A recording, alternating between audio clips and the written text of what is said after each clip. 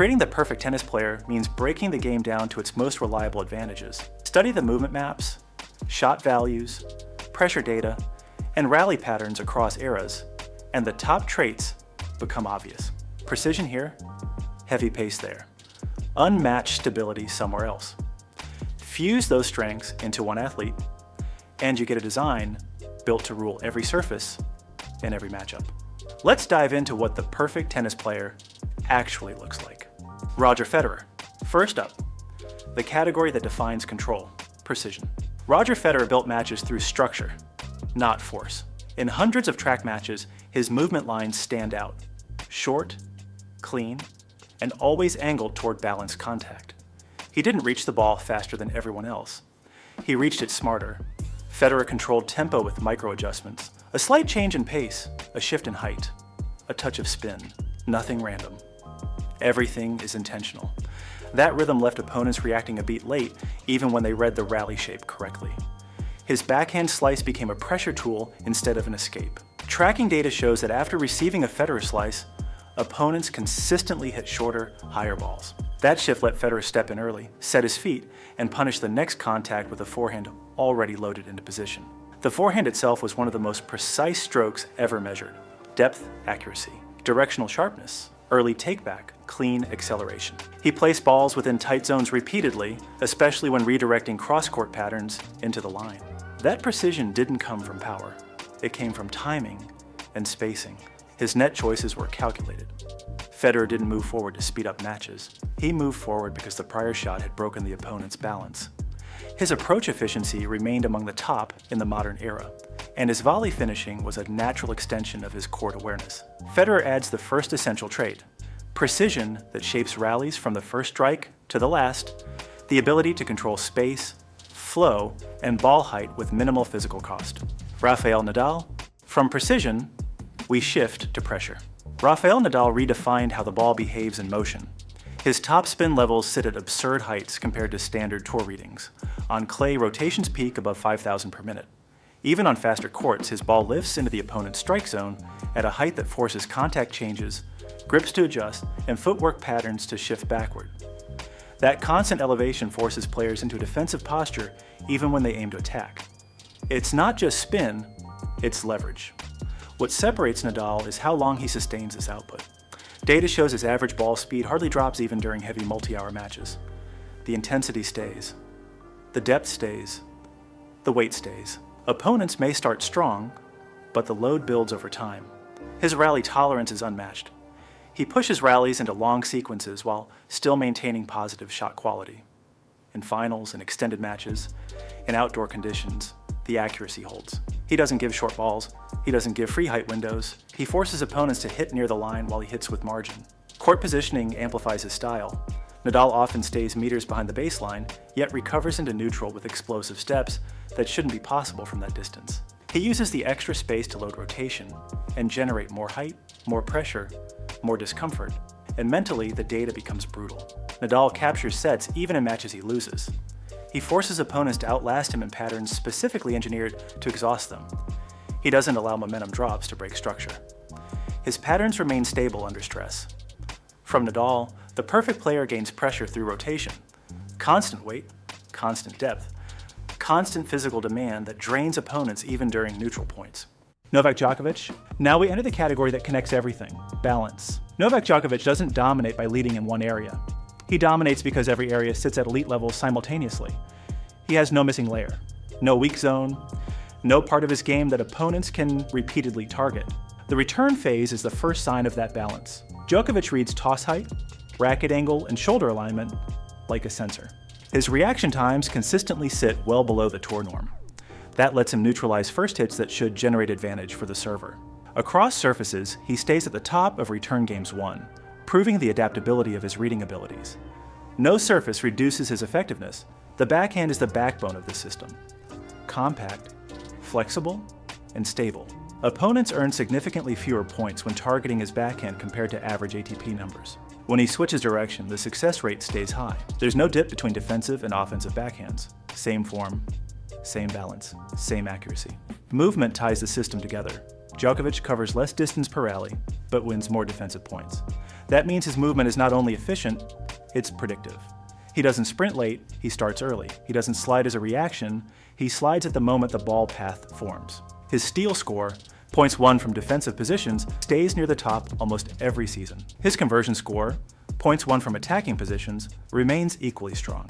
This dual threat balance is extremely rare in tennis. Most players excel in one or the other. Djokovic stays elite in both. Mentally, he may be the most stable competitor of the data era. Long matches stay on script. Tight sets favor him. Deciders tilt heavily his way. From Djokovic, the perfect player extracts complete equilibrium. Elite quality, whether attacking, defending, recovering, or finishing, with zero positional drop-off. Pete Sampras. Next comes early closure, the skill of shutting down rallies before pressure forms and taking control with the first clean opening. Pete Sampras built his career around points that ended fast and ended with clarity. His numbers still stand tall, extremely high hold percentages, but the key isn't the first strike, it's what happened immediately after. Sampras created early advantage through aggressive positioning. Once he forced a weak contact, he didn't wait. He moved forward instantly, taking the court before the opponent could reset balance. His volley game mirrored this mindset. On grass, his conversion rate soared above 80% on first volleys. Even on harder surfaces, he stayed extremely reliable. His contact height remained firm above the tape, allowing him to create sharp angles without losing control. Sampras shortened points with intention. Where today's athletes build control through rally structure, Sampras removed the structure altogether. He prevented the opponent from entering rhythm. Even big hitters struggled because he refused to give them multiple neutral shots. His style wasn't reckless. It was engineered to limit risk by reducing rally length. Fewer shots meant fewer opportunities to lose control. He offered opponents less time to adjust and less space to think. From Sampras, the perfect player takes fast conclusion, removing uncertainty, removing hesitation, and eliminating long exchanges before they start. If you're enjoying this build so far, tap like and subscribe to keep these deep-cut tennis breakdowns coming your way. Carlos Alcaraz. Carlos Alcaraz didn't simply enter the sport, he detonated into it. His game operates at a frequency that most opponents fail to match. The rally begins neutral, but within 2 or 3 shots, he injects acceleration that forces immediate adaptation. If the opponent doesn't adjust, the point collapses. If they do adjust, they usually adjust late. Start with pace. Alcaraz hits forehands at speeds above the tour average while still placing the ball deep. His contact point stays stable even when the rally pace starts to escalate. That balance allows him to take high balls and flat balls with similar stability. He swings early, clean, and with immediate direction change. Movement is where the numbers get incredible. Tracking systems recorded Alcaraz hitting peak speeds above most sprinters' splits during live point situations. But speed alone doesn't win matches, it's the stop-start patterns that matter. Alcaraz breaks fast and launches again instantly, making him dangerous from positions that normally force neutral play. That recovery acceleration, shifting from slide to sprint in fractions of a second, gives him access to balls other players let go. Then comes the transition game. Alcaraz blends modern baseline exchanges with aggressive forward movement. When he reads a weak ball, he doesn't hesitate. He enters the court with exact timing, taking the ball early and cutting the rally before opponents regain stability. His net numbers remain some of the best among active players, and his decision-making during transition phases is precise. He doesn't just survive chaos, he controls it. This is the trait, controlled volatility. Alcaraz's patterns explode with speed but stay rooted in structure. That makes him unpredictable but not random. He bends rallies, pulls the opponent into corners, then bolts forward to close. Mentally, he doesn't slow down under pressure. Most players shrink pace when the score tightens. Alcaraz accelerates. His 5-set record supports this. Only 1 loss in nearly 15 attempts by 2025. That comes from physical stability and mental trust in his patterns. From Alcaraz, the perfect player takes chaos control. The ability to shift momentum instantly and overwhelm the opponent with speed, aggression, and fearless transitions. Jannik Sinner. If Alcaraz represents acceleration, Sinner represents order. Jannik Sinner plays with a clarity that matches a machine. Not emotionally, but structurally. His stroke patterns repeat with high accuracy, and his contact timing remains consistent even at high speeds. That makes him one of the most stable offensive baseliners in the modern field. The forehand delivers pace immediately, often exceeding 125 kilometers per hour. But it's the flatness that hurts opponents. Flat pace reduces reaction time.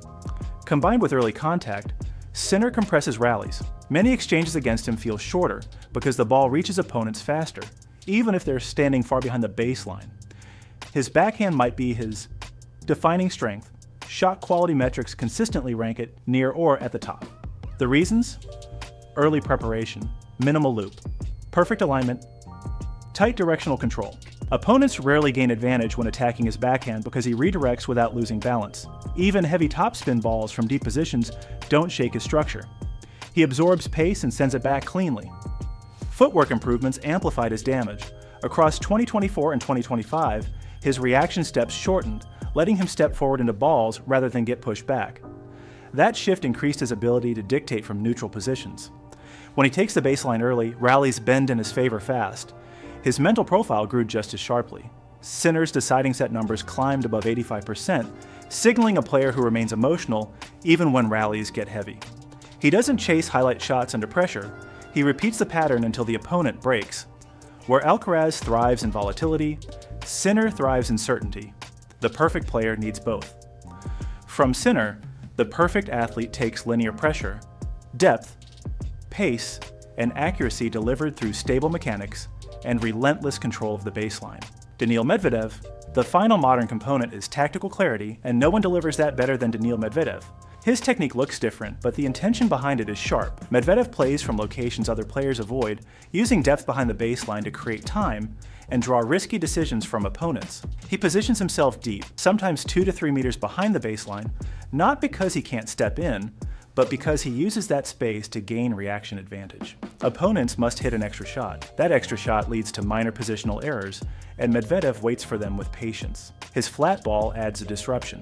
Unlike heavy spin players, Medvedev's ball stays low. Opponents expecting height end up swinging from awkward strike zones. That ripple effect forces discomfort, even for players who normally thrive on long rallies. Pattern reading is Medvedev's strongest trait. He studies angles in real time, adjusting return positions or rally depth based on opponent tendencies. If a player leans wide too early, he punishes the open lane.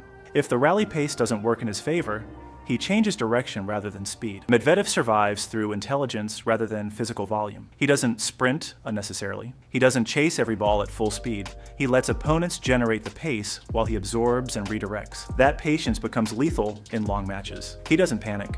He doesn't rush. He waits until the opponent cracks the pattern, then takes the point. From Medvedev, the perfect player takes tactical depth, structured clarity, real-time reading, and the ability to stretch rallies without burning energy. That's the full build. Every major trait taken from the players who shape the sport's highest level. Put those strengths together, and you get the closest version of the perfect tennis player. If you want more breakdowns, build this direct and detailed, hit like, subscribe, and stay tuned for the next one.